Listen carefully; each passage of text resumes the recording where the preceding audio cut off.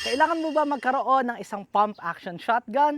Hello mga kaibigan, ako po si Guns Pinoy. Isa sa pinakamalaking advantage ng pump-action shotguns ay pwede itong maging magandang entry point sa gun ownership. Dahil madami din namang mga affordable na quality na pump-action shotgun sa ating market katulad ng mga Turkish-made shotgun. Isa pa ay napaka-versatile ng shotgun. Depende sa intended use, pwede tayong gumamit ng birdshot, buckshot, slugs, at iba pang shotgun loads. Kaya pwede itong gamitin sa iba't ibang application. Simple din ang design ng isang pump-action shotgun. Manually natin isinacycle ito, kaya relatively reliable din siya in my experience. Pero may trade-off din. Mas malakas ang recoil ng 12-gauge shotgun, for example, kumpara sa mga karamihan ng rifles or pistol caliber carbines. Kaya maaaring mas mahirap ito kontrolin lalo na para sa mga newbies. Kailangan din ng tamang technique sa pag-rack ng action nito para maiwasan yung mga user-induced malfunction. So, yun, no?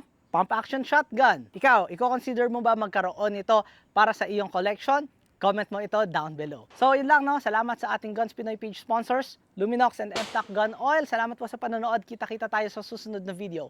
Ako po si Guns Pinoy.